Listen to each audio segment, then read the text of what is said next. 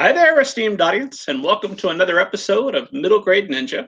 I'm Rob Kent. As you know, I'm the author of Banneker Bones and the Giant Robot Bees, which you can win in a contest. And you can also win something like Gravity by our previous guest, Amber Smith, and the Echo Park Castaways by last night's guest, M.G. Hennessy. I've got brand new, pristine copies, hardback, easily, I don't know, $75 of a value, something like that.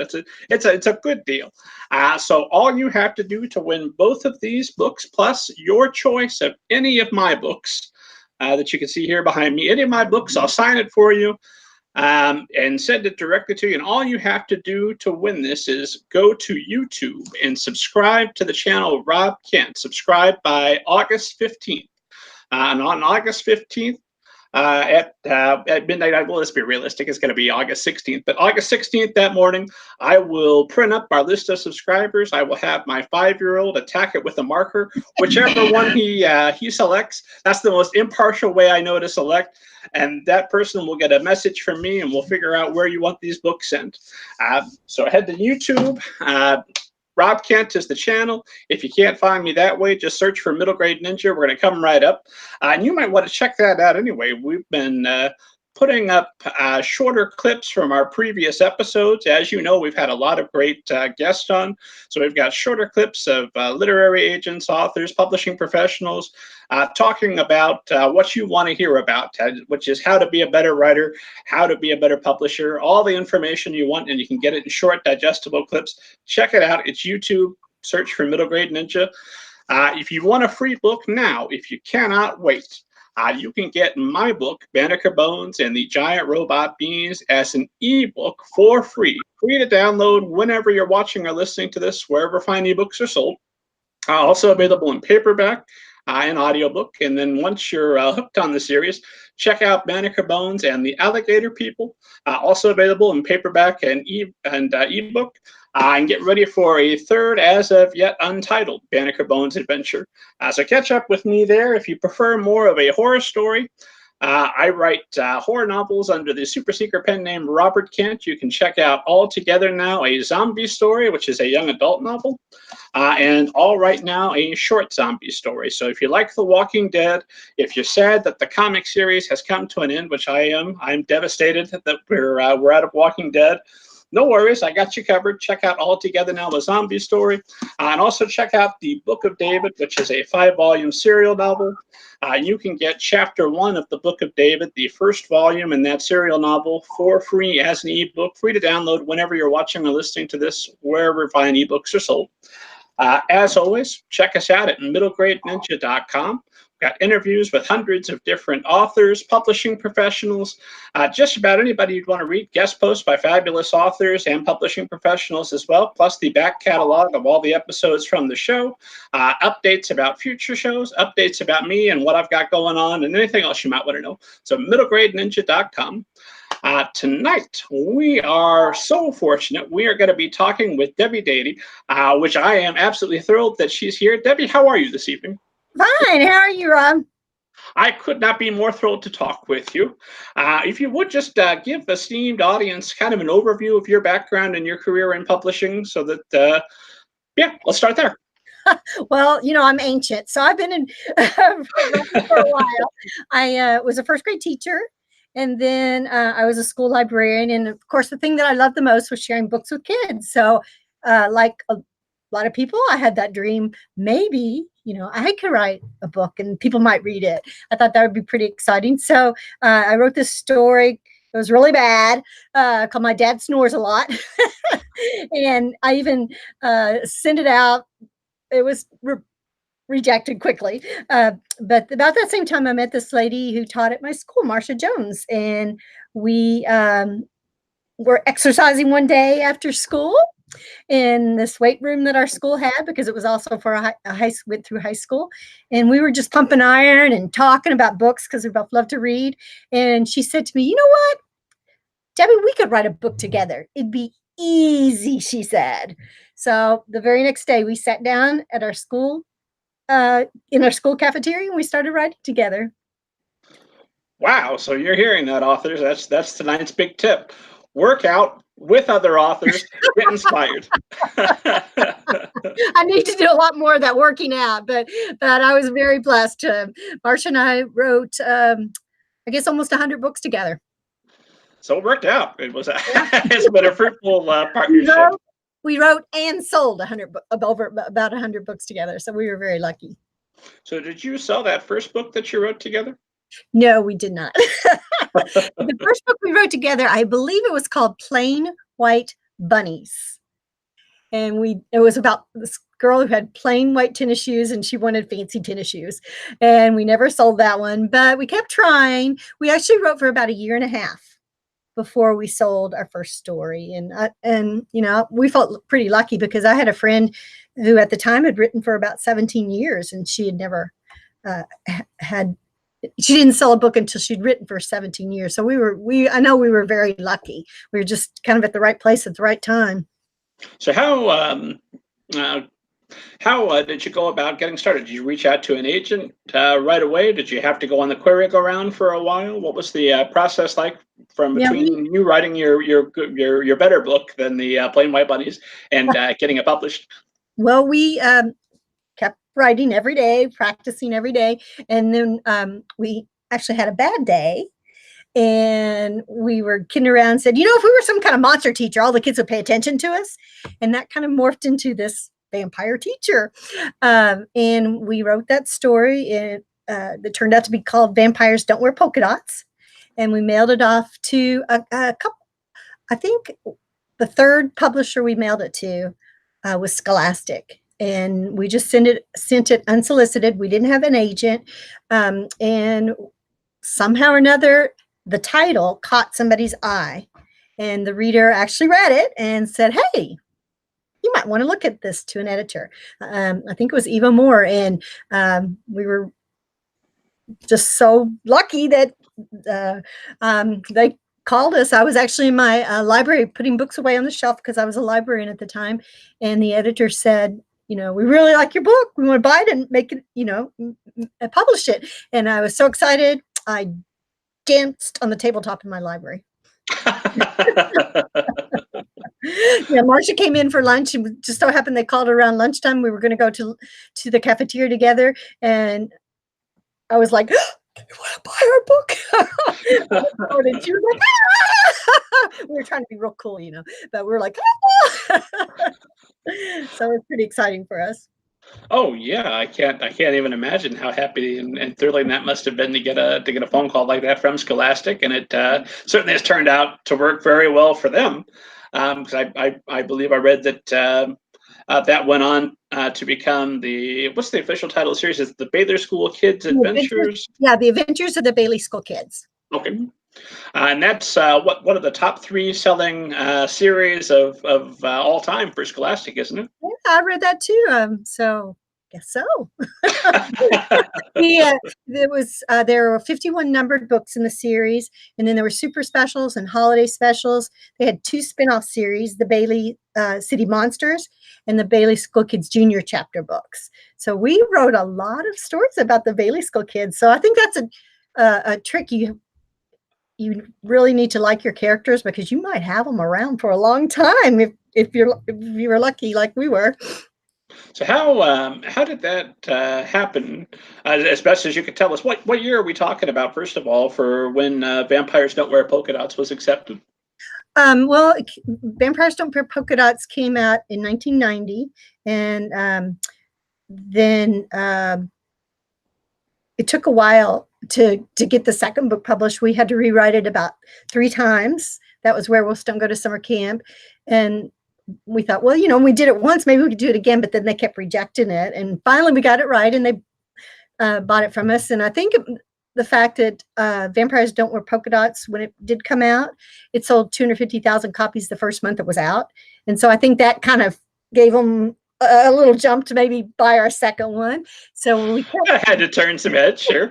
So we kept getting, one by one. And then finally, when we were writing the 6th book, they called us and said, you know what? We want you to write 4 books for us. And before, we'd always been writing the book and begging them to buy it. And then they called us and said, we want you to write 4 more books in your series. And we said, series? What series? They'd never called it a series before. They'd called them companion books. So that was when it became a series. And we started writing, getting 4 and 6 book contracts at a time. And so we had our work plotted out for us for quite a while. And there were several years where we were writing a book a month. Wow. So, yeah, when you write a series for a company like Scholastic, sometimes you have to be able to work very quickly. So how did that process work with you collaborating back and forth and completing a book in as fast as a month? Well, when we first started writing, we lived in the same town, which was rather convenient.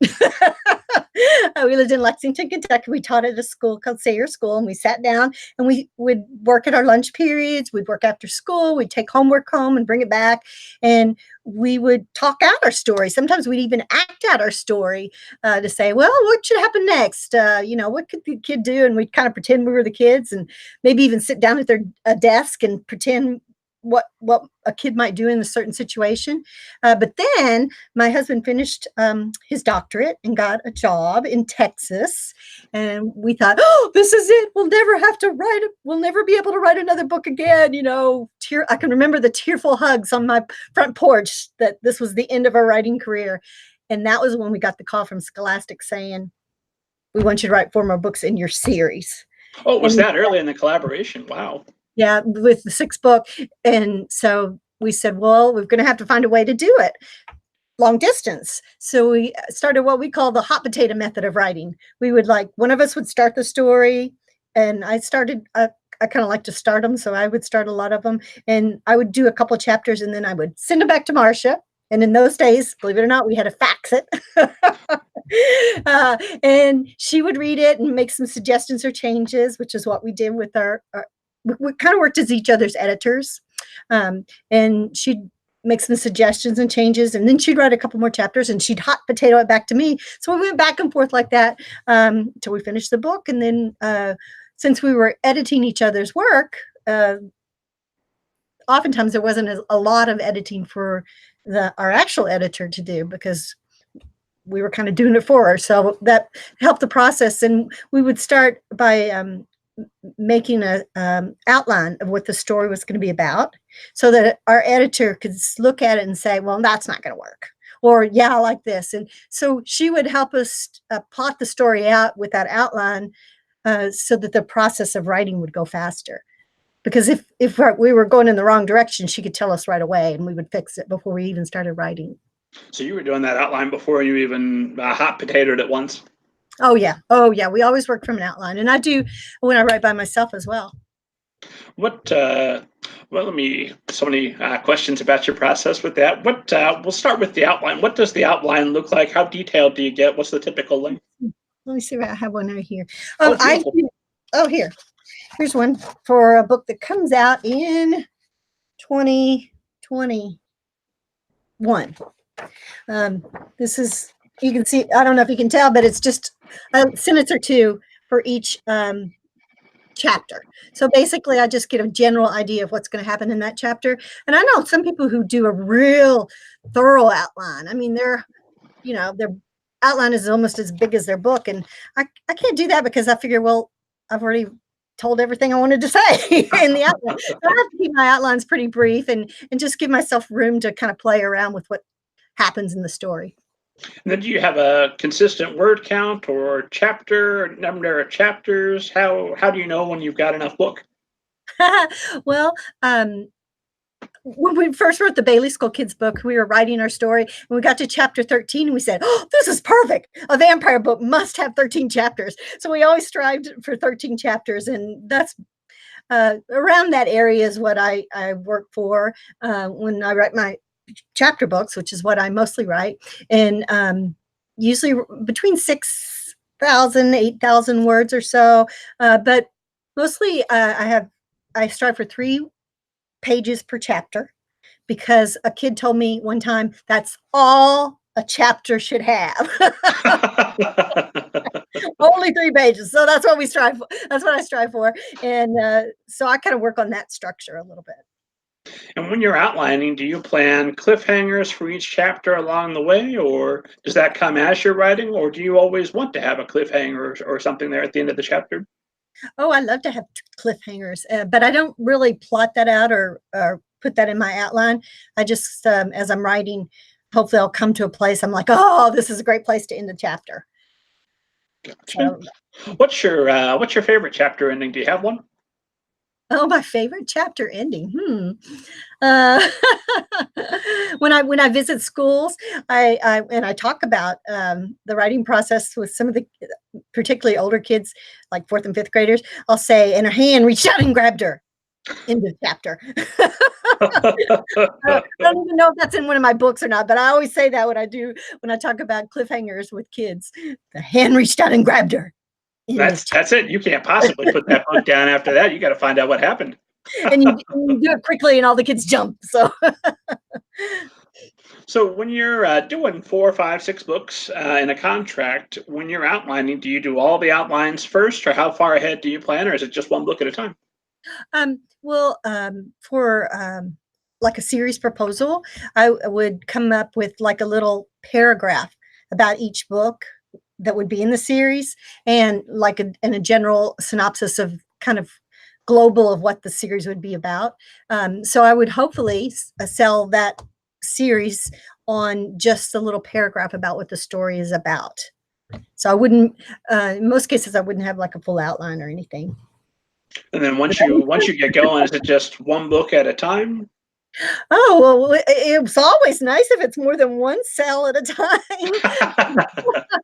Most of the time, though, it seems like for a new series, they either buy 2 or 4, and it's a lot of times just 2 to see how those do. And because, of course, if they don't sell, they're not going to buy any more. Sure. Yeah. And why write 4 more books for something that people aren't reading?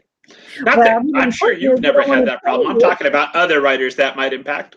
they don't want to pay you, of course, if it's not going to sell. So it is a business. We don't like to think of it as a business. It's an art, but it is a business. So the bottom line affects all of us. And oh man, so many questions for you, and we've got time. Ooh, calm down, Robbie. We've got time. We can ask all these questions. Let's talk a little bit more about your collaboration with Marsha, because I'm just fascinated by this. You're going back and forth. You're hot potatoing. Do you take turns and say that this is the book that you're kind of going to take the lead on? This is your baby, and this one will be my baby, or is it together on every story? Yeah, we were. I feel like we were together on every story.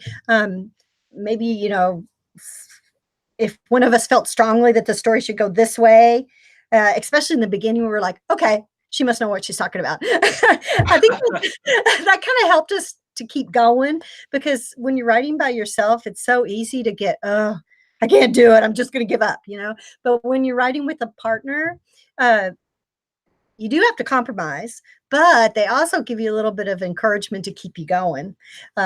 Because I know there were plenty of times I thought, oh, I should just give up. But if Marsha wasn't going to give up, I wasn't going to give up. So we kind of boosted each other's morale that way. And I think critique groups can be helpful that way too. If you have a group of writers who can support you and give you suggestions to make your story better, which I think we did for each other. And so when did you write your first solo book? When my daughter was born on a Sunday, and Disney called me on a Monday the next day and asked me to have an outline to them by Wednesday. Really? And you told them that you just had a child, or did you leave that out? I left that out. I said, of course. You are ride or die, Debbie Dadey. That's you just go and you do it, right?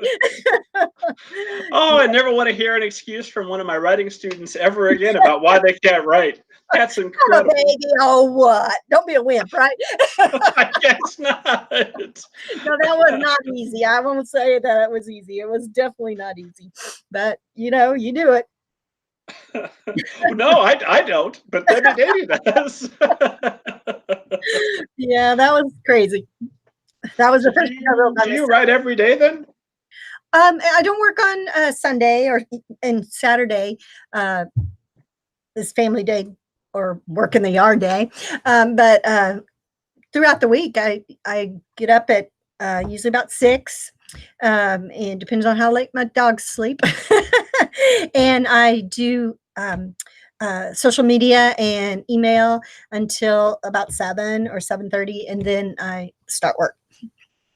And then what does your workday look like? How do you set specific times for I'm going to write from here to here? Do you set a word count goal?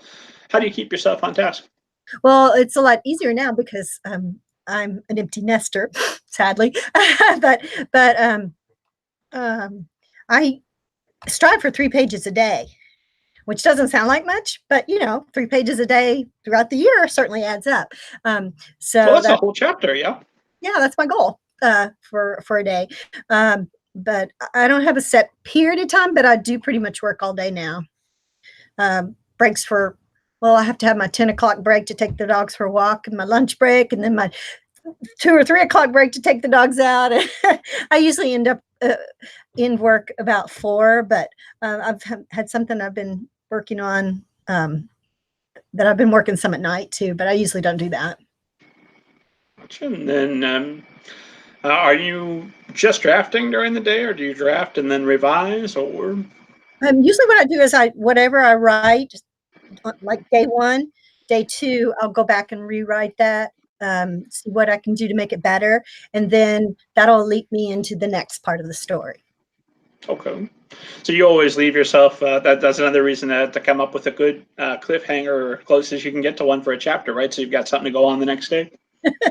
Yeah. When Marsha and I would do that to each other, we'd try to put the craziest cliffhangers we could to see what would happen next. Just a little twist to the story. Just for fun sometimes. Just kind of try to one up each other on the hot potato. Oh, that sounds fun. I was very lucky to have her as a writing partner, but she taught me structure. I was more just write whatever you want, and I found that with structure, it makes story writing a lot easier for me anyway. So do you, when you say structure, are you talking just standard story structure? Do you have some templates for the type of story that you want? What does structure look like? How do you know that you're following it? Well, basically an outline and the plot of like 3 bad things. When I talk to kids at school, I say, a lot of stories have the magic of 3 in them. There's the problem, it gets worse, and it gets worse. And so kind of having that arc of the problem getting worse and then the solution, and just basically outlining the story, which before I met Marsha and started working with her, I would just kind of write anything and not really have a plan. And I think having a plan helps you from getting lost in your story. I know a lot of kids tell me, I started this story and it was really good, but then I didn't know what to do when I got to this certain point. I just quit.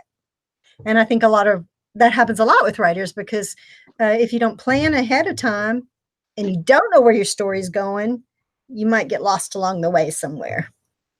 Yeah, unfortunately, I've been there, and I've also suffered the common trope of rewriting your beginning a million times to make sure it's perfect, and then never writing the rest of the novel. Oh, yeah, that's easy to do. I know. So you do you draft all the way through to the end and then start revising at this point? Now that you're doing this solo, or is it still revise, draft, revise, draft, revise?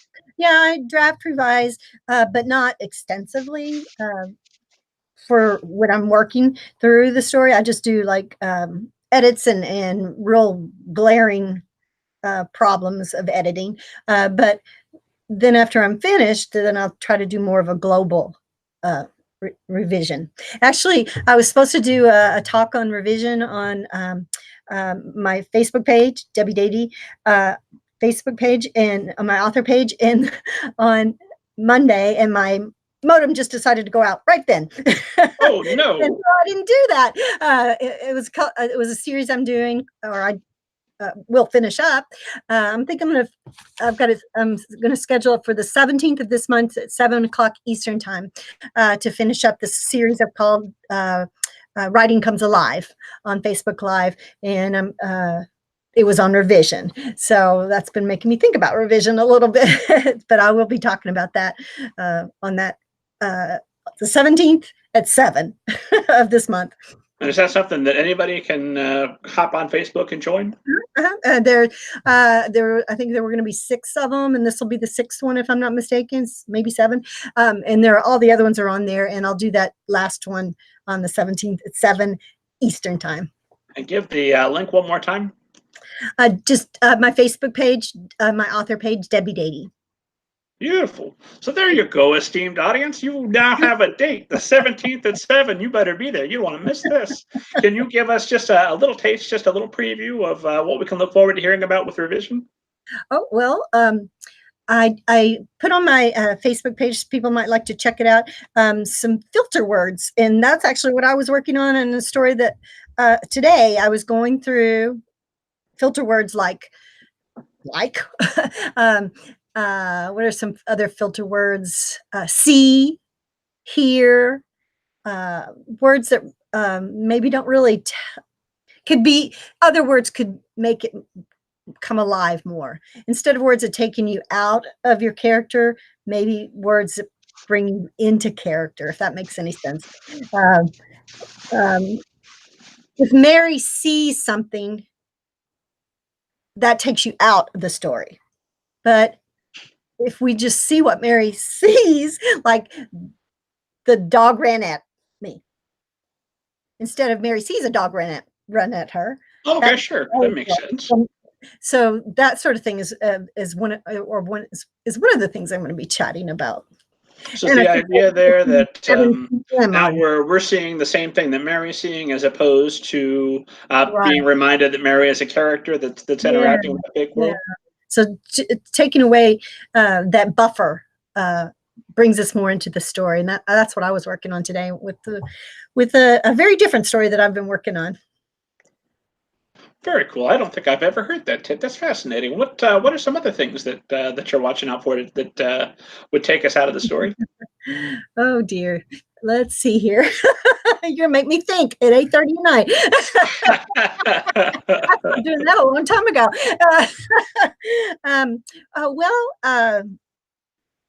Let's see. Oh, something to think about is if you have tension on every page. And actually, one of the sessions I did was on tension, and I think this revision process is a great time to say, okay, this is my story, but what if this happened instead? Would it make it better? And just go, especially endings. Is that ending could that ending be better if I just flipped it totally to something else? I wrote a story called Whistler's Hollow for Bloomsbury years ago, and when I was writing the story, I had my ending plotted out. I knew what was going to happen, but when I got to the end, I'm like, well, you know what? What if something totally different happened? And I think it made the story much better. So revision is a time to say, well, this is how my story happened, but is there anything that could make it better? You know, what if this happened instead, or what if that happened instead? And just go through your story and say, what if, because what if is a powerful tool in revising and getting your story started. And I've heard you talk about taking two things that don't seem to go together and combining them, such as vampires and polka dots and et cetera. Yeah, it's like the juxtaposition of, I got that word, of two totally different things. And when we were, doing 4 books contracts, we would have a list of characters that we wanted to write about and a list of crazy things that they might do or normal things they might do, and pair up what we thought might be fun to go together. So that was a lot of fun. We did that with the Bailey School Kids and the Bailey School Kids Junior Chapter books, but I haven't done that with any other books that I've written. It was a fun thing to do. And how do you go about choosing your characters? For like the Bailey School Kids or any book? Both. Oh, well, I think a part of me is in every character, and from teaching school, you meet all kinds of characters. So that's kind of some of those kind of stick in your mind too. But I think you put a little bit of yourself in every character. But sometimes I just kind of sit down with the character sketch sheet, which you can find on my website, debbiedadey.com, in the writing section. And I'll just start filling it out. And what's her name or his name? And where does he live? And what does he like? What does he hang on his bedroom wall? Does he have a pet?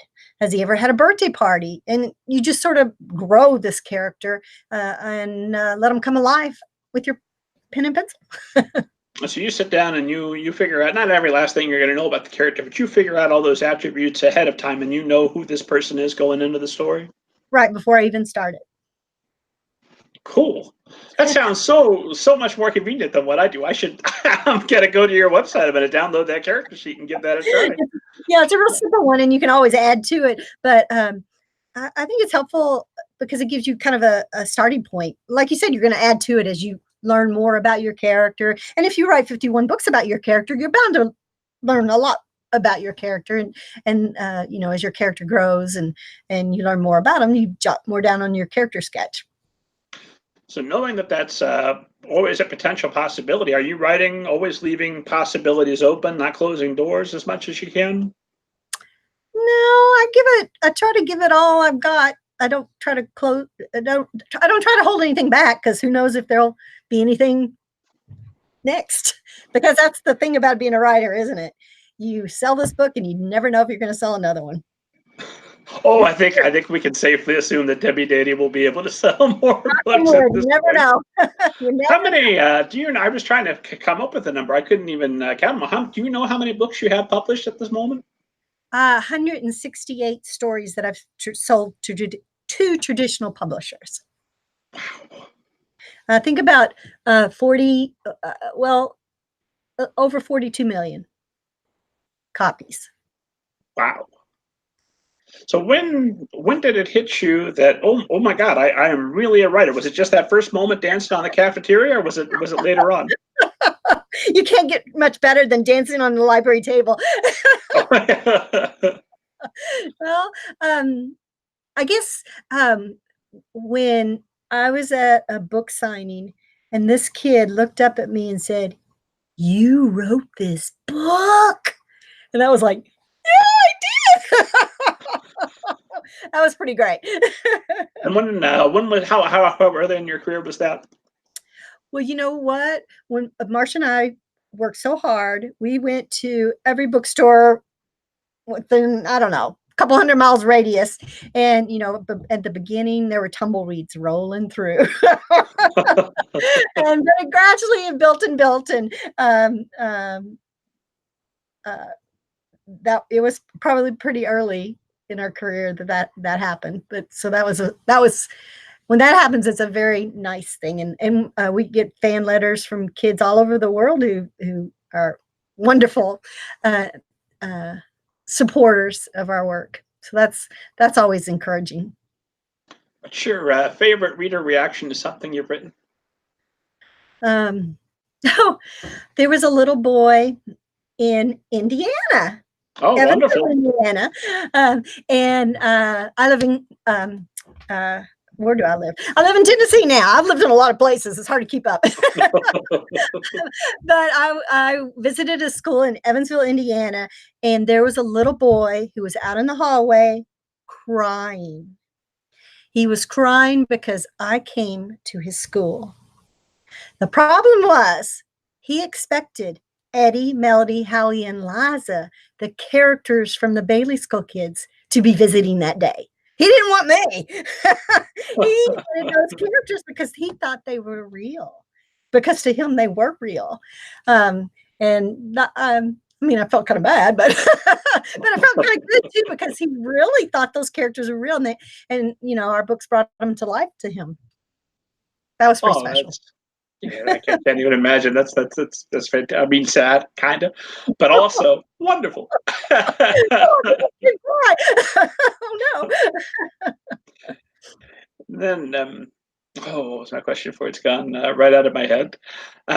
When did it hit you that not just that you're a writer, but that you are an extremely successful writer, a writer that's head and shoulders above other folks within the business, or has it? Still working on that. Yeah, but at some point, what 35 million copies of the Be There School Kids sold, sooner or later, it had to occur to you that, wow, this is really kind of an extraordinary thing that I've done. Well, I know I've been very lucky, and I mean, Marsha and I have worked very hard. I can't say that we didn't, but we were very lucky too. So I guess one thing we did, we saw kind of a need, and maybe that helped us to be successful. Because when I was a school librarian, there were the picture books, and there were the novels, but there weren't very many in between books. And I noticed, a lot of kids didn't want to read a baby book. I don't want a picture book. That's a baby book. But they could not read the long, thick novels. They needed something in between. And at the time there was like Nate the Great, and there was, what else was there? Polk Street Kids. But there wasn't a lot of choices for kids in that age range, second, third grade. So we thought there was a need for stories in that level, and that's what we wrote for. And I think that was I'm glad we did, because I think it did fill a need. And nowadays there are lots more chapter books, which is a great thing because kids have a lot of choices. Oh, sure. Yeah, we want to keep them reading so that when they finish whatever book they're on now, they can come back and get another one of yours. And novel readers should be thanking chapter book writers, because we lead them to. That's true. We do the hard work. You tell them you're welcome. You did it. And so, were you? I'm assuming that a good part of being a children's librarian is you've got the opportunity to do that market research right there. Are you asking the kids what kind of stories they like to read, what they liked about the stories they read? What kind of research were you able to do in that position? Well, just getting to know the kids and what kind of stories they liked was very eye-opening. And another reason that we started writing about the creatures, monsters and vampires and werewolves and zombies was because there was this one set of books in my library that the kids practically fought over. And they were how to make monster movies. I think they were by Ian Thorne, and each book would take a monster like Dracula, and it would tell about how they made different monster movies and a little bit about each monster. And the kids are fascinated by this. And that's in our heads that, wow, kids really seem to like to read about monsters. So that kind of helped us to write the Bailey School Kids with the different teachers who just might be monsters. And how do you do your research these days that you're writing all day and dog walking? I'm assuming you're doing school visits and other events where you can go and interact with children. How do you keep yourself abreast of the market and keep sharp? Well, I'm working on that.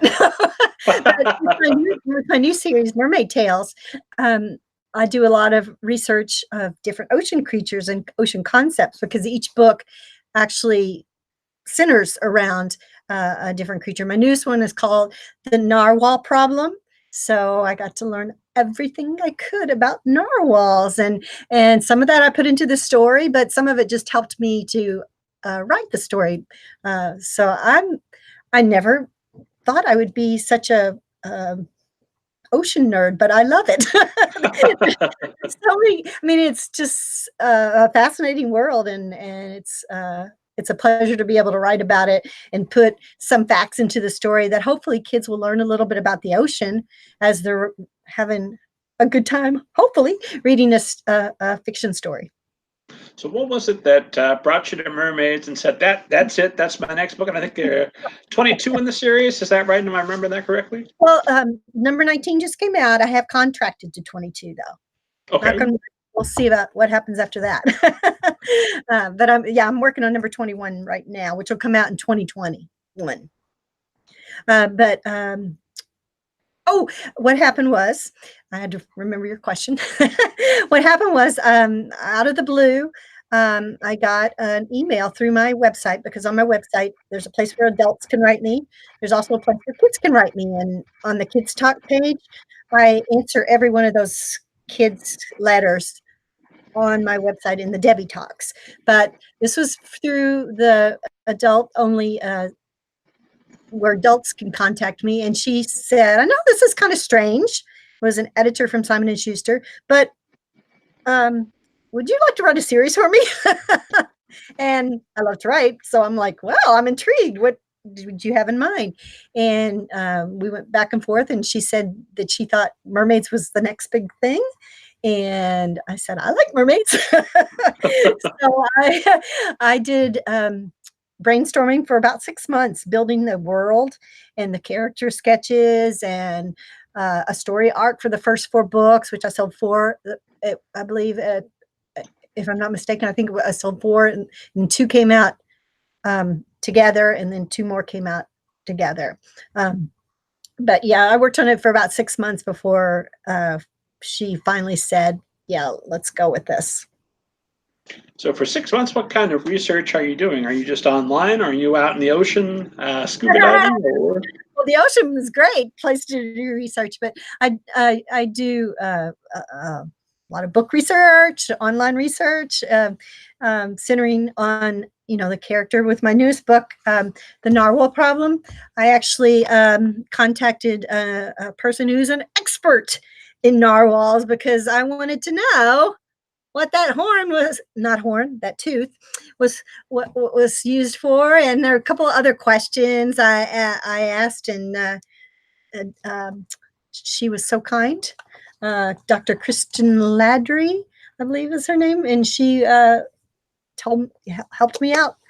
So experts in the field is a great way to go too.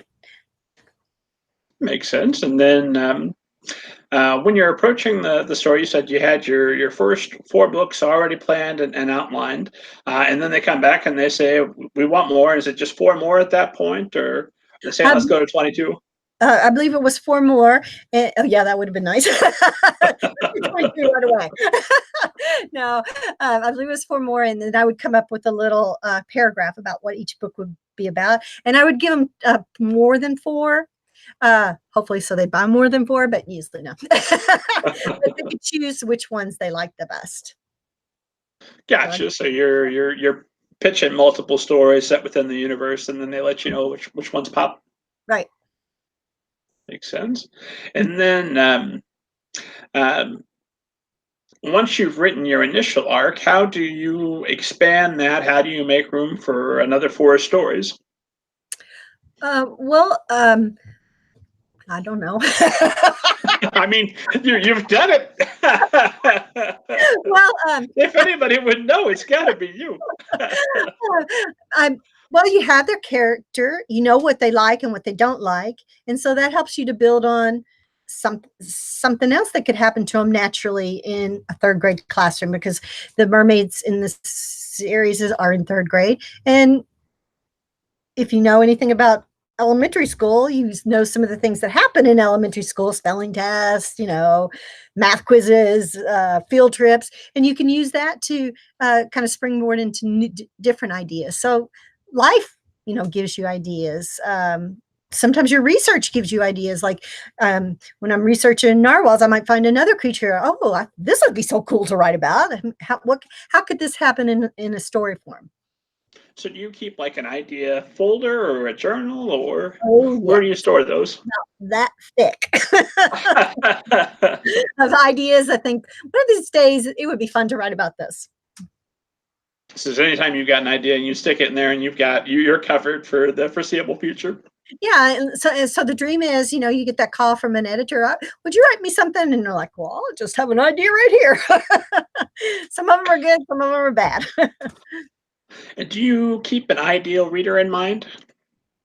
Well, I've done some picture books, just 2, and I've done about 4 novels, but most of my books are for 2nd through 4th grade readers. So those are probably who I kind of have in my head. And, I'm on a 3rd grade. I have a 3rd grade brain anyway, so I think that's where I work best.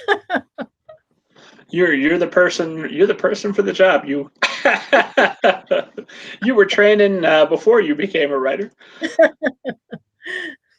So, let me ask you about your reading habits then, because you're working. You said tell usually if you're not on deadline or working at night, you're knocking off around 4 or 5, and then are you reading in the evening? How often are you reading, and what do you read? Oh, I read pretty much everything. I like to keep up on new children's books and books by my friends, and I don't read as many adult books as I should, but I have a guilty pleasure. I do read some Christian romance, because Can you give us a couple of your favorites? Oh, I just read actually a book by what did I do with it? David Bell, The Forgotten Girl. That was I enjoyed that. See, that was something different for me. But he's a friend.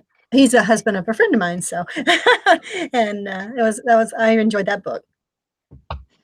Well, that's wonderful. And then I'm assuming you must have writer friends just all over the country that you can go and talk to and get inspired by at this point. Well, I've been fortunate to meet a lot of different writers, and I wish I'd thought of it when I first started writing to take a picture of myself with each writer that I met. I did start doing that, and I put it on my, I have an album on my website, debbiedatey.com, and being with different authors. So that I wish I'd done it when I first started. So that would be advice.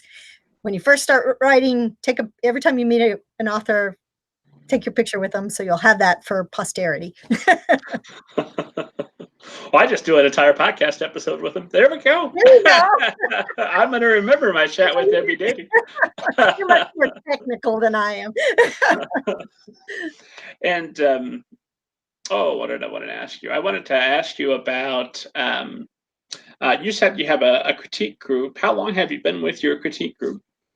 Well, I just moved to Tennessee. I guess about close to 4 years, and I got the critique group not too long after I moved, but I've always tried to belong to a critique group. Anytime I move to a new area, which I've moved a lot for my husband's job, but anytime I move to a new area, I usually go to the Society of Children's Book Writers and Illustrators, scbwi.org. And if you don't belong to that and you write for kids, you should definitely belong to that, scbwi.org. And they will actually connect you with the critique group in the area that you're going to before you're even there. So that's always a big help. So they're finding like seasoned authors that have something kind of close to your level of experience, or no? My critique group's just a mix, and most are. But just because somebody may not be have as much experience writing as you, it doesn't mean that they can't be a good critiquer, because they, you know how you can't see the forest for the trees when it's your writing. Oh, everything's perfect or everything's awful. It's one or the other, it seems like. But when somebody looks at it with eyes from the outside, they can find things that don't work, or maybe things that really this is great, but you maybe should think about changing this, and then you have to decide whether you want to change that or not. But if a lot of people in your critique group tell you that that's not working, it's probably something you want to think about changing, which is what I do. So that has to be intimidating. Unfortunately, I've got a critique group that I've had for almost, I think, a decade now. We're old friends. We change in some new members, but the core of us are still exchanging critiques. But I'd be so intimidated if I got matched up and I'm okay. Well, here comes some writer, and I'm feeling good about myself. I'm going to be a big help. I've written 10 books, and then Debbie Dadey walks in. Oh no, 160. How am I supposed to keep up? Every book is a new experience. Every book every new project is scary because it's the unknown. So I think we all look at it that way. We're all just trying to help each other be better writers. And because you've moved so many times and found new critique groups, I'm assuming you're probably a little bit of an expert on what a good critique group looks like. So how do you run your critique groups, and how do you set yourselves up for success? Well, we have a call for manuscripts 2 weeks prior to our meeting. We just meet once a month. Sometimes I wish I could meet every week, but people work and life goes on. Plus you have to get ready for that next critique. But we meet once a month, and 2 weeks before we do a call for manuscripts. So within hopefully that first week, you get your 13 pages or less sent out, and we read them ahead of time and make suggestions and comments of what we think would make the story be better. And then we bring that to the meeting. And I'm lucky because we meet at my house, so I don't have to go anywhere. Nice.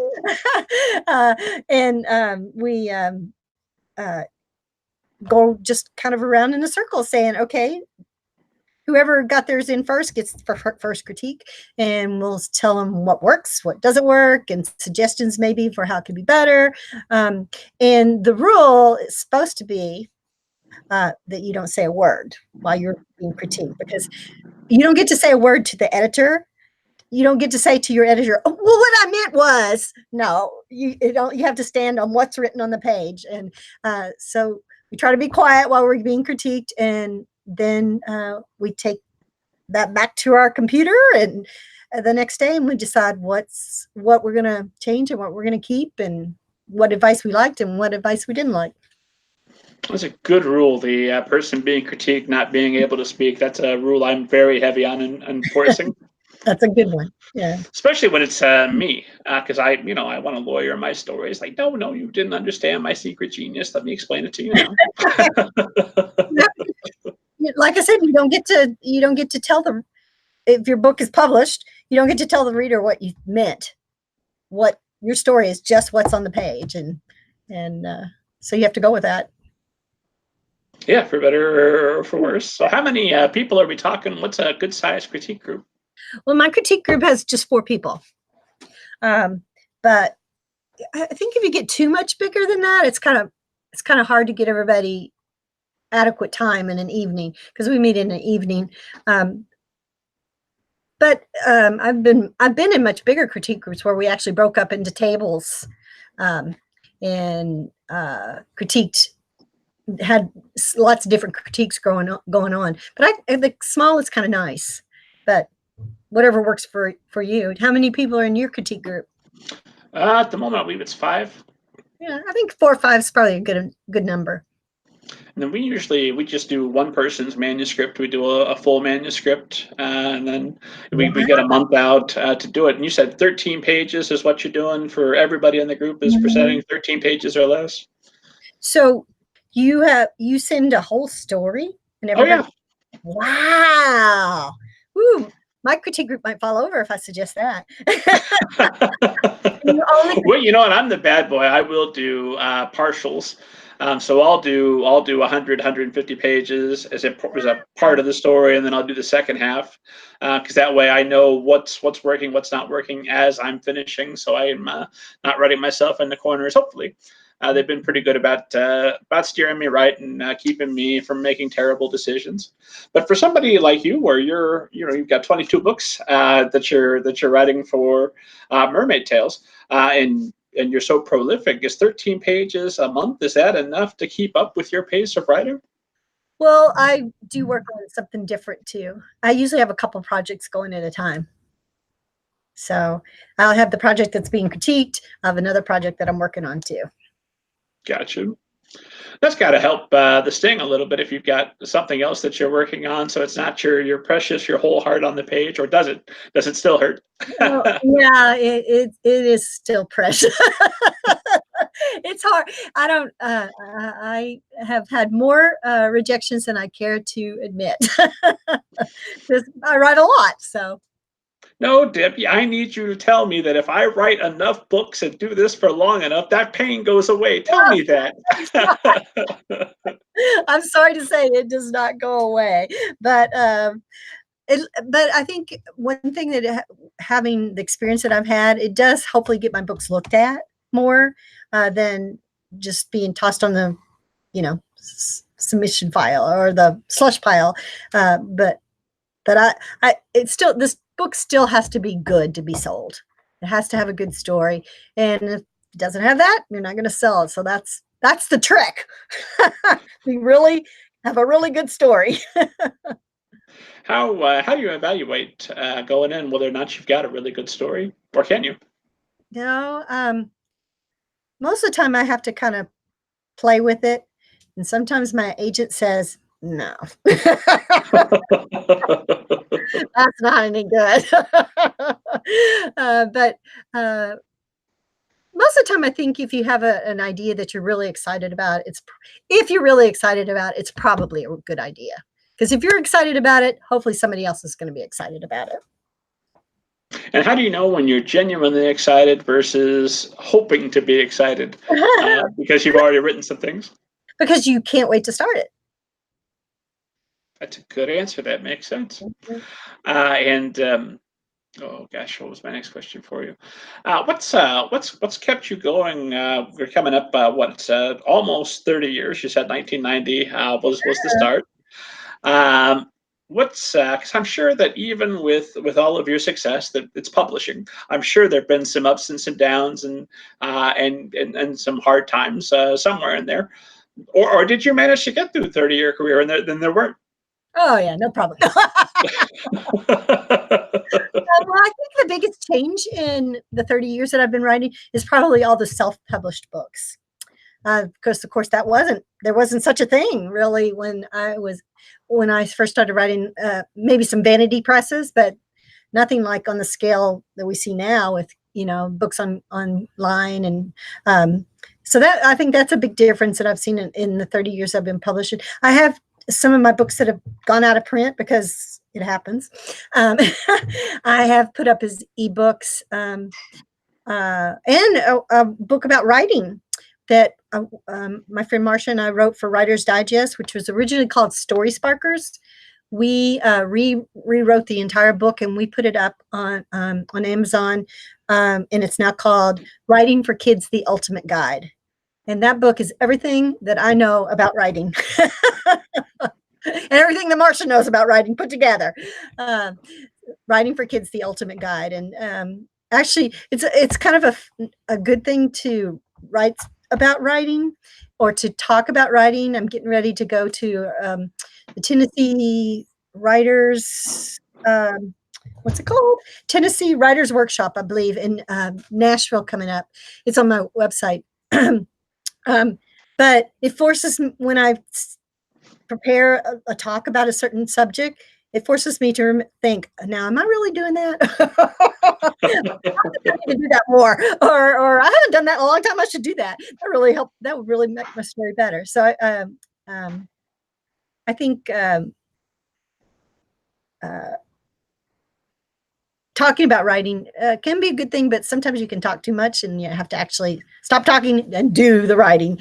Get your rear in the chair and do the writing, because you have to do the work to get the story published. And I guess I am one good thing that has helped me is that I am kind of a goal oriented. If I say I want to get 3 pages a day, I'm going to get 3 pages a day. And I try to make goals for myself, like finish the book by such and such date, or a list of things that I want to do, because I love checking stuff off a list. That's the best thing ever. So I think that helps me get organized with my writing too. That, okay, well, I'm gonna make a summer reading brochure for the Narwhal Problem, and I'm gonna do this, I'm gonna do that, and I'll check that off, and that keeps me going in my writing career. And it's so easy to flounder, I guess, when you don't have some kind of goals. And so a talk I'm going to do at that Tennessee Writers Workshop on August the 3rd is about the business of writing. And one of the things I'm going to touch on is to have goals and trying to keep those goals in mind and focus on them, to work toward those goals so that you have kind of a plan for your writing career. What do you set rewards for yourself when you hit your goals, or is it just that satisfaction of checking off the item on the list? It's the satisfaction, but I think those rewards sound really good. Do that. And then, what's a good way to set a goal? What's a good reasonable goal? Because I'll talk with people in my writing workshop and try and get them to set goals.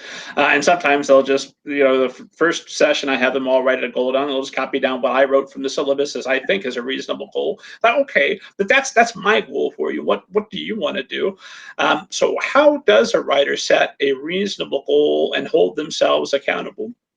Well, I know some people say, "Oh, I'm going to have a book published by a traditional publisher," and you don't have any control over that. I mean, you can write the best book you can, and maybe it doesn't get published because I've done that quite a few times. I've got a file full, but you do have control over a goal that says, "I'm going to write 3 pages a day." You do have a goal over something that says, "I'm going to finish this book, I'm going to edit it, I'm going to revise it, and I'm going to send it out to a publisher by January the 1st," which is not particularly a good time to submit a book, by the way. But you have to make the goals things that you can actually do, because there's a lot of things we have no control over as writers, but doing the work we do have control. So now that you're publishing, you mentioned your writing guide plus some of the previous titles that are out of print, and you're kind of hybrid, being a hybrid author and self-publishing some of those to have them available. Does that become a bit of a temptation, that knowing that that's available as a viable option for you, that nobody can ever tell you no again? Well, I know how hard it is to sell a book on, uh, uh, through self-publishing. And I like to have the support of the traditional publisher, because it's hard enough to sell books with a traditional publisher. I think not self-publishing. I admire anybody who can self-publish and sell books, because I think that's really hard. Because I try to do a lot of book signings and book events as much as I can, and yet Simon and Schuster also promotes my books for me. Uh, so not having that umbrella of somebody else helping me out, I think is it's difficult to make a living as being a writer without having that support. So no, So I'm not tempted to try writing. Not maybe I will someday, but those books I just actually they most of the ones I have are with uh, uh, a Kindle program through an agent who does ebooks. And it started out with a thing with Seymour Simon, his wife, Liz. They did a company where they took out of print books and put them online. And so she did all the work for me for most of those books. And so that was great. So it's kind of, they are, self-published, I guess you could say, but they're through that avenue of where they digitize books, and they sold them to schools in groups. So and that company was bought out. So they're on to new adventures, but they're still kind of in a program that helps them get seen more, because there's so many books. When with self-publishing, there's so many more, it's hard for people to find your book. And so that's great that you have podcasts like this to help people find books. Oh, that I'm happy when that happens. Really, I'm just thrilled to learn about writing directly from you. Where else can I get this? Right here from my home. This is great. Well, thank you for having me. What? I had a burning question for you, and now it's Uh-oh. gone. Hopefully, it'll get back to me. It must have been a lie. I wanted to ask. I guess I'm not that surprised knowing what I do about traditional publishing, but I'm a little bit surprised that somebody would still say no to you at this stage. I would think you could just walk into Scholastic and say, real quick, what are your top 3 selling series? All right, then. Here's my next book. Well, that doesn't happen. That doesn't happen every day. But I think, you have to you have to write a really good book to get published. And there's a lot of really good books out there. And the key is to be a really good book with a unique twist. Because, Go ahead. well, because why buy something that's already been done? Well, you say that, and yet, and yet, every year I see the same types of books come out. Like somebody's buying them. There's always a new variation on a girl and her horse. Well, that's the key. New variation, I guess. It's not exactly the same. They twisted it in some way, I guess. I think I never say my favorite because I'm going to insult 10 other people. But a book that I really enjoyed was I Remember Horses by, I think it's The Girl Who Remembered Horses. I Remember Horses, The Girl Who Remembered Horses by Linda Benson, but it's a girl and a horse story. And I went through a whole phase at the blog where I was reviewing nonstop girl and her horse stories. But this one was set during the apocalypse. I said, okay, that's how you get me back. Yeah. Yeah, I guess publishers don't want to, well, like you said, there's some books that you see all the time, dog books, but they want something unique about the approach to the dog book, because why buy something that's already been done? So that's the trick that makes it so hard. It has to be the same yet better and different. Because let's face it, kids like to read about sports. They like to read about dogs. They like adventure. They like horses. So how can you make that into something new and exciting? It's easy. No. Well, I wouldn't have thought so, but 160 books by Debbie Dadey proves me wrong. It must be at the very least doable. You just keep trying, right? You just keep trying. And oh Lord, what are the biggest changes that you've seen over your career in publishing? I know you mentioned self-publishing. What other changes have you seen? Well, I don't think editors maybe have the time to take with you to make your story better. You've heard about these agents editors who will, take you by the hand and lead you to the path of greatness. Well, I don't think that you pretty much have to be great to get the editor to shake your hand to begin with anymore, because they're just so busy and they don't have time to coddle you and if your manuscript isn't pretty much perfect when they first see it, you don't have much hope, it seems like. And you were getting feedback on your outlines back in the middle school days, right? Yeah. And is that just not some? I'm assuming you mentioned that you're still presenting multiple ideas and getting at least some feedback, but is it just not the same amount of concentration just for you? Or? Well, I still, like, for the Mermaid Tales, I do a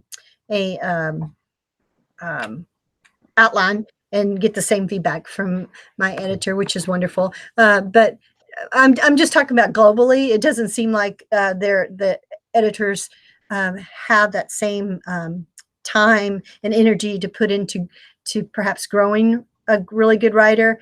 They expect the writer to be really good to begin with. Does that make sense? I don't know. It does, which has got to be heartening for you, because you are really good to begin with. But it's a tall order for some newbie writers just coming up. And then, what are the most effective forms of marketing that you found? You mentioned you're doing social media every morning. How are you reaching readers and keeping your name out there? Well, Rob, you just reminded me of something that has changed in the last 30 years. When I first started writing, there was no Facebook, there was no Twitter, there was no LinkedIn, there was, none of that. And everybody felt so much better about themselves. Yeah, it was a different world. And so I kind of got pulled in kicking and screaming into social media by my children. My daughter set me up an account, and somebody had the audacity to talk to me. And I'm like, now what do I do? So I'm becoming better at it. I'm on Debbie Dadey, Facebook.com/Debbie Dadey, Twitter.com/Debbie Dadey. I'm on LinkedIn, I'm on Pinterest, and I think that's pretty much I think I have a little thing on Tumblr that an intern set up for me one summer that I don't think I've ever looked at since she set it up for me. But that was interesting. But so I try to do, a little bit that I'm comfortable with. And I think that's the key, doing things that you're comfortable with. It's not too far outside of your comfort zone, but it is good to kind of push yourself a little bit to see what you can do. And that's what I did with that Facebook Live Writing Comes Alive series. I kind of pushed myself to try something new doing the Facebook Live. But yeah, that's definitely something that has changed in the 30 years. And you know what? I totally forgot your question. What was it? I was just talking about what are the most effective ways to reach readers and market your books. Oh, don't we all wish we knew that? Well, I'm assuming you know it, and then you'll tell me, and then I'll be enlightened. This is going to be a great moment for me. I'm still waiting for that to happen, but I just try. Sometimes I feel like I'm hitting my head against the wall. Is this really working? But I just do all the social media that I can, and but I try to write the best book I can too. And I think that's probably the best advertisement for your brand, yourself, you as a writer, is to put that book out there that hopefully somebody's really going to enjoy. And if they really enjoy it, hopefully they're going to tell their friend, and just keeps mushrooming out. And hopefully everybody will be reading your book. Sure, you get that word of mouth going, and then it's marketing for you 24/7 without you even knowing that's going on. Yeah, that's what we all hope for, huh? Well, I assume it's happening, but how would we know that they don't involve us in the conversation? So I'll just assume it's all good things happening online where I'm not looking. We hope so. We hope so. Good thing. And then, are you using Publicist? You mentioned you're doing multiple school visits. You're doing workshops. You're going out to signings. Are you setting those up? Do you have somebody set them up for you? Well, Scholastic and Simon & Schuster are the two publishers I've done the most books with. But sometimes things will come through them. But I do have ways that you can contact directly. People can contact me directly on my website, which I think is a great thing to do. It it doesn't have my email on there, but it has a click button to contact me, and it comes directly to my email. So that's a great way for people to contact me directly, and that happens quite a bit too. So Debbie Dadey comes to my school. She didn't bring the characters with her. She just came as herself. What does that visit entail? What's a successful school visit look like for you? Well, I actually have a scheduling page on my website, debbiedadey.com, that talks about, lays it out. I tell everything that I do or can do. I have three basic presentations that I give to kids: a K-1 presentation, 1 and 2 presentation.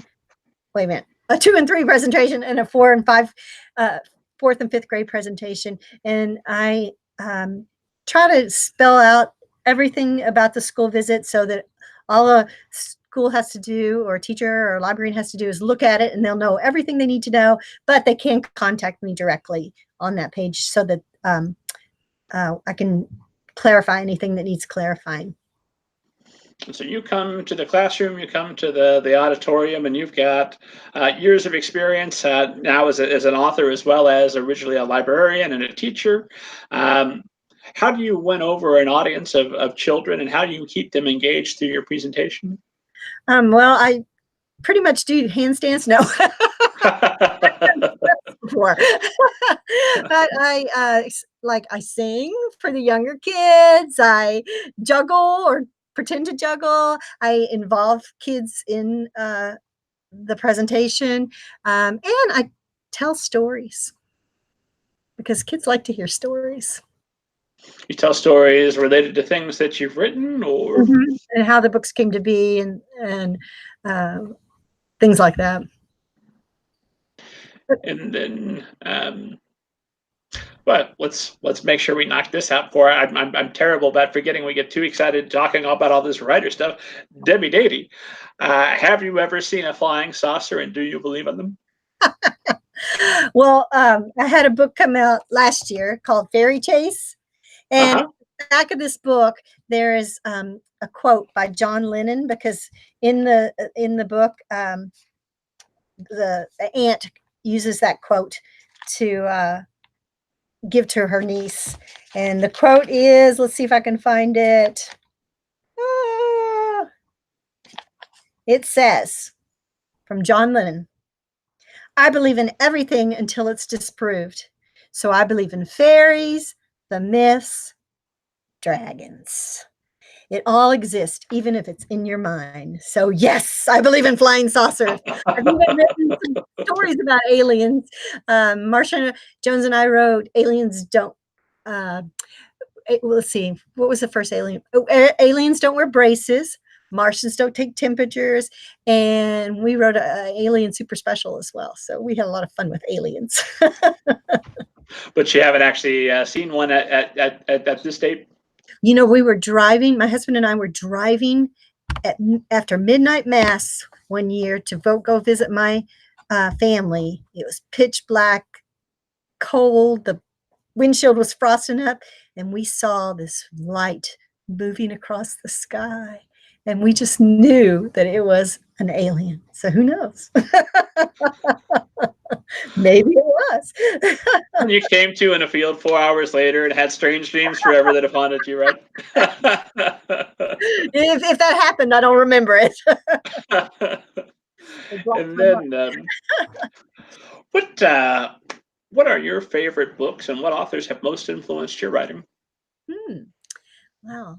I like a lot of different authors. I have to say my favorite author is Marsha Jones, and my son, Nathan Dadey, because we wrote 2 books together when he was in junior high.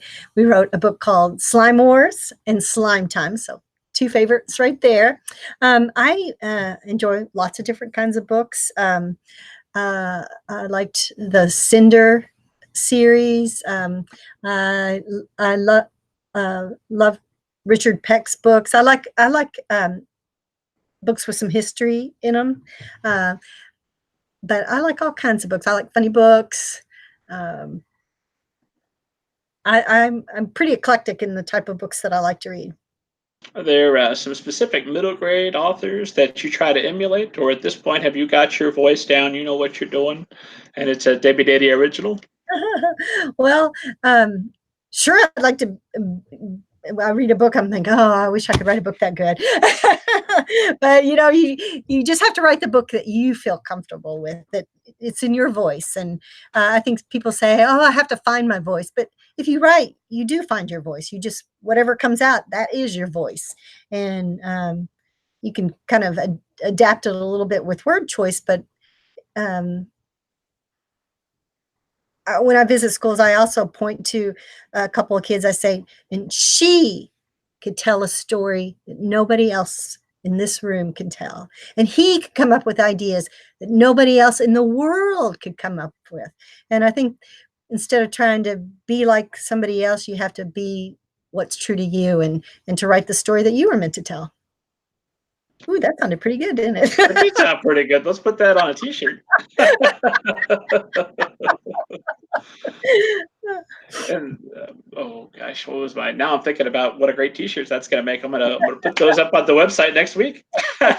So look forward to that. But I did want to ask, what did I want to? I wanted to ask you about writing for children. What is it that you love most about writing for children that's kept you with it now almost 30 years?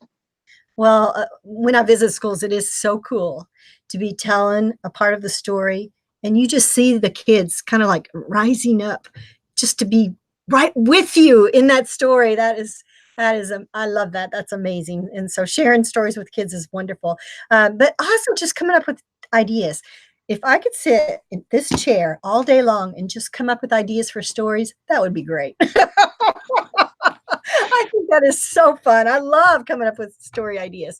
I mean, I like writing them too, but it's a lot more fun just to come up with the idea. Oh, sure. Writing this one's work. The idea is exciting and new. Story, yeah. And do you come up with the ideas sitting there in your chair, or do they come to you when you're in the shower, while you're out walking, doing yard work? Oh, I think all of them. But a lot of times you maybe have a crust of an idea, but it doesn't really develop until you start writing and you think, well, just write this and no, let's change that. So just part of the creating process comes through trial and error to see what works and what doesn't work. And you start with this one idea and it morphs into something totally different. I did this, take my sweater off here.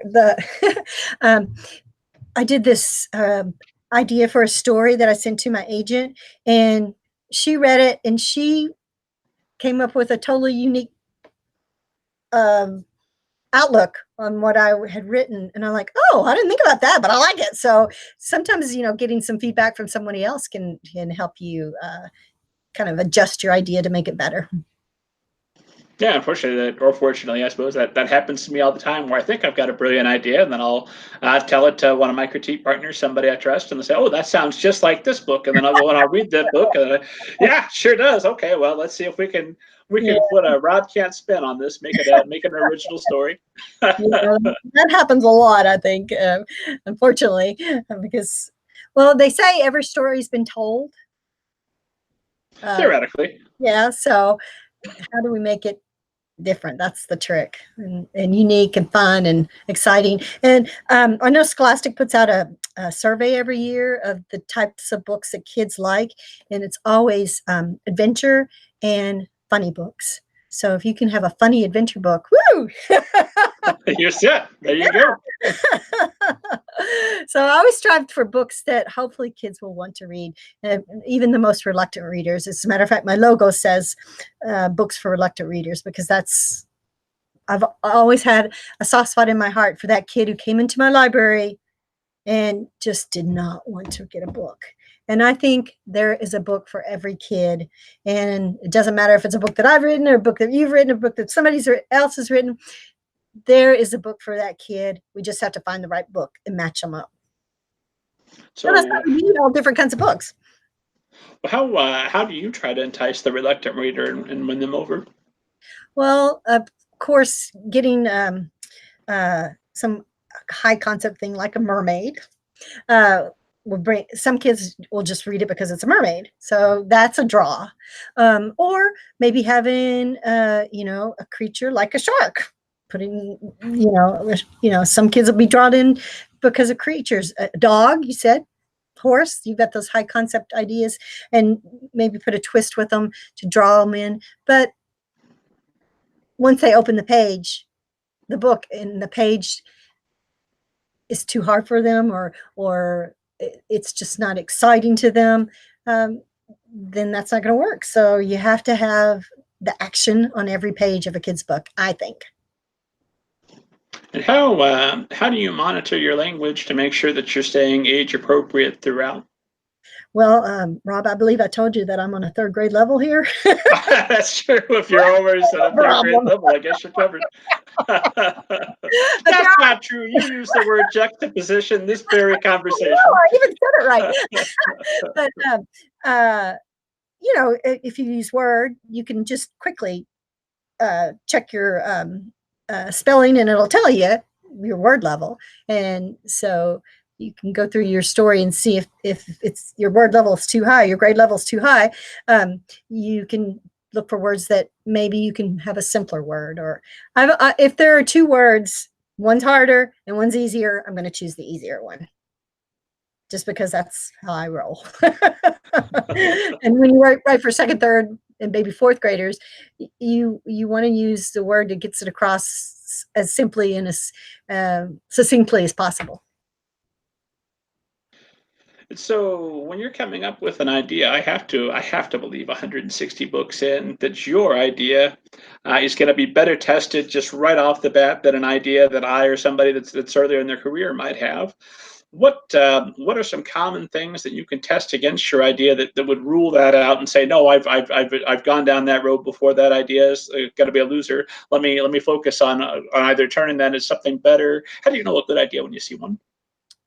Well, I guess if I'm excited about it, that makes it huge. And then I'll share it maybe with my critique group, and if they're like, oh, or that's been done, or you can also, just go onto Amazon and type in whatever it is you're thinking about and see if there is a book like that.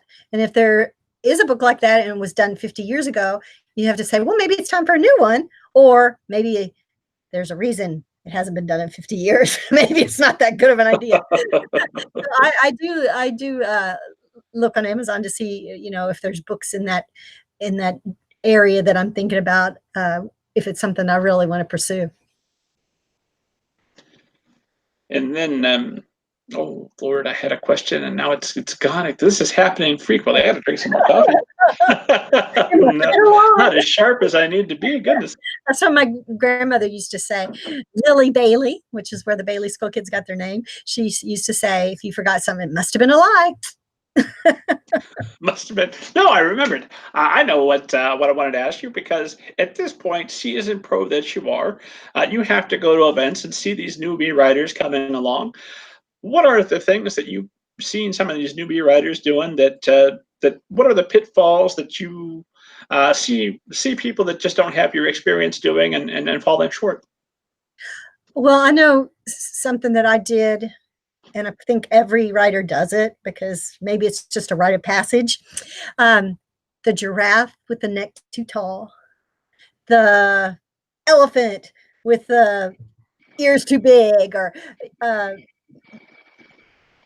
just that cliche writing that doesn't mean it's not good. It's just that it's been overdone. Um, and I think I did that, and I know I did that. I was talking about preparing for that uh, workshop that I'm doing on August the 3rd, Tennessee Writers Workshop. I had some things that I did right and some things that I did wrong along the way. And one of the things was, if you get a call from an editor, don't agree to everything in your excitement with that first phone call. Write everything down and say thank you, and you'd like to review everything and look forward to working with them. And then calm down and don't give away the farm. What are some things that you want to make sure that you maintain then? I have on here, make sure you at least get 50% of your dramatic rights and your ebook rights, and hopefully you would not sign without a reversion of rights clause, and make sure it's free and clear for that reversion. Like if you sold them the dramatic rights, they get 50% of it.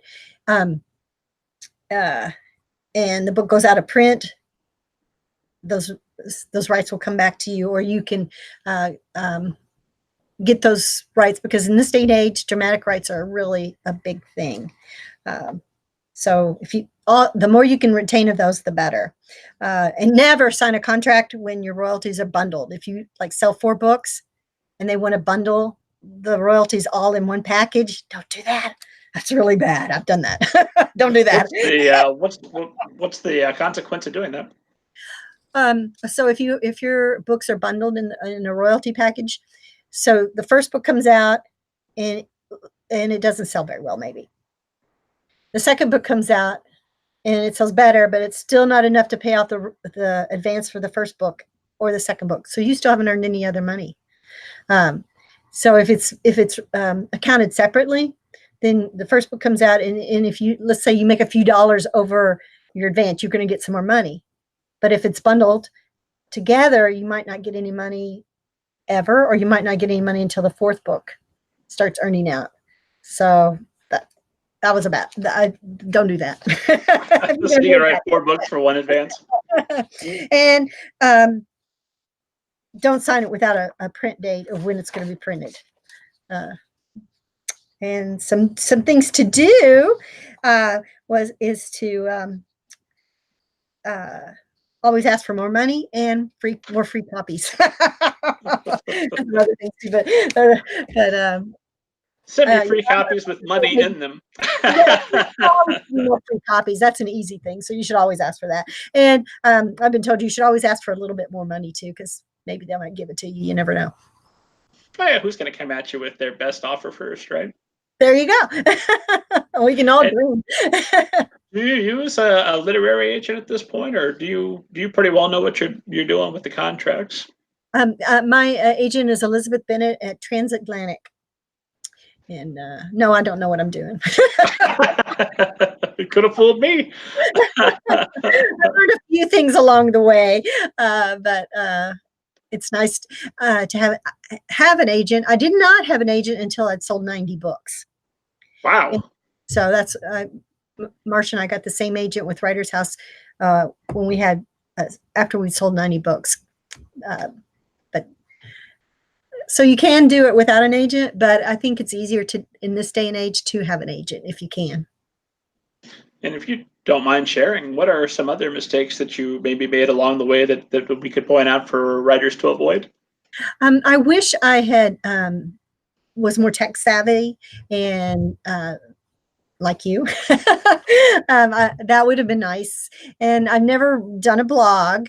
I always concentrated my writing on writing stories to sell, and probably a blog would be a great thing because the more you can get your name out there, the better. That's some things that I probably should have done. I am glad I did a website early on. I can remember somebody saying, "Oh, you don't need a website. That's not going to be important." Wonder where that person is now. So I'm glad I did that, and I updated it along the way. And I work on my website every day. Actually, I do a little bit on my website in that time before I start work, between 6 and 7:30. I usually do a little bit on my website, and so keeping it current as much as possible is a good thing. And it's a very sharp website, by the way. I was very impressed when I went there and I saw the shapes moving around and everything staying interesting. And I also saw that you've got a YouTube channel with some videos that promote your books and celebrate some things. Do you edit those videos yourself? Most of them I have. The one for the Narwhal Problem, my newest book, was actually done by a 3rd grade class in Alabama. So that was pretty cool. They did that for me. And I saw they had you had a choir, a little children's choir singing the Mermaid Song. That was very fun. I wrote the Mermaid Song, which that was my first song I ever wrote. So don't laugh. But then I have a friend. She is a fabulous musician, Diane Valentine, and she wrote the score for it. I had like a little melody picked out, but she wrote the entire score, and she had the kids perform it for that video. So that was really fun. Let us, I asked about mistakes. Now let us ask about triumphs. Let us live vicariously through you for a moment. What are some of the peak moments, the most, you mentioned the child that thought that the characters were coming with you, the child that said, you're a writer, and looked right at you. But where are some of the high points over a career now spanning almost 30 years that you can look back and say, yes, that was a good day? Well, you know how on Facebook they pop up memories from time to time? Mm-hmm.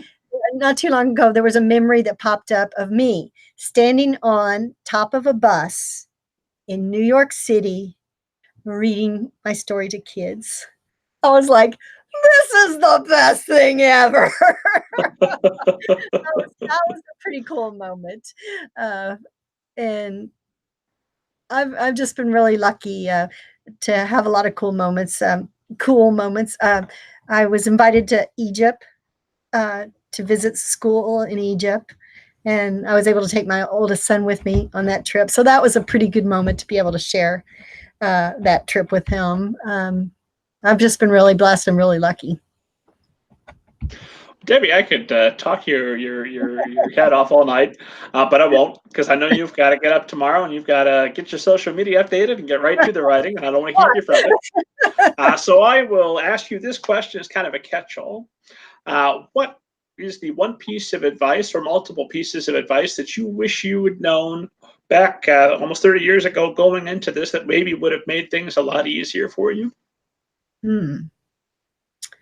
Wow.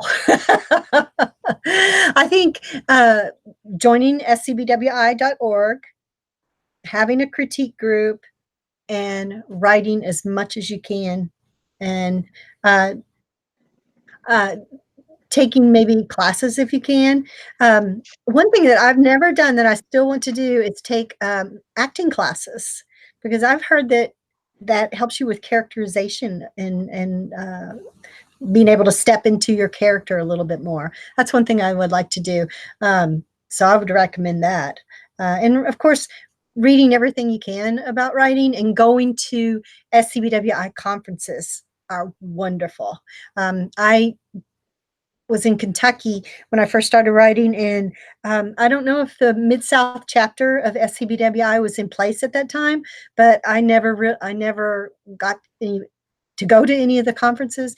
And when I moved to different areas, I started going to the SCBWI conferences, and they are so helpful, because not only do you meet authors who are published a lot, you also meet authors who have published a little, and you also meet authors who are still working. They're pre-published. So you get a kind of a support group, a community of fellow people who are just doing the best they can to write stories just like you. And I think that support is invaluable, because it is a lonely, lonely little place in my little office here in my log cabin in Tennessee. And if getting out to chat with other writers makes it less lonely, and makes you less likely to quit, I think. And what can esteemed audience look forward to from you next? When's your next project coming? Well, the Narwhal Problem just came out, and number 21 comes out number 20 comes out next year, and it's called The Winter Princess. And it's got something near and dear to my heart in it about adoption. And then if you would, just remind esteemed audience where they can find you online to get more information again. Oh, well, my website's debbiedadey.com, and I hope you'll like me on facebook.com/debbiedadey, and follow me on Twitter, just my name as well, at twitter.com/debbiedadey, and come say hi. And as ever, esteemed audience, you can find me at middlegradeninja.com. Find me on Twitter at mgninja. Do not forget to go to YouTube. Rob Kent is the channel, or just search for Middle Grade Ninja. Smash that subscribe button and get entered to win your copy of the Echo Park Castaways, Something Like Gravity, brand new copies, plus one of my books. Anytime between now and the 15th, head to YouTube and subscribe to be enrolled. And as always, don't forget to download your free copy of Banneker Bones and the Giant Robot Bees. If you like it, leave a review. If you don't like it, leave a review. Leave a review. I really greatly appreciate that. That helps me out. Debbie, this has been wonderful. Thanks again for making the time to be here. Well, thanks. I've been asking our guests to sign us off with a sign-off phrase, and that sign-off phrase is hi-ya and what have you. Will you sign us off? Did I get this right? Hiya, what have you? That was perfect. One more time with feeling. Hiya, what have you? Even more perfect.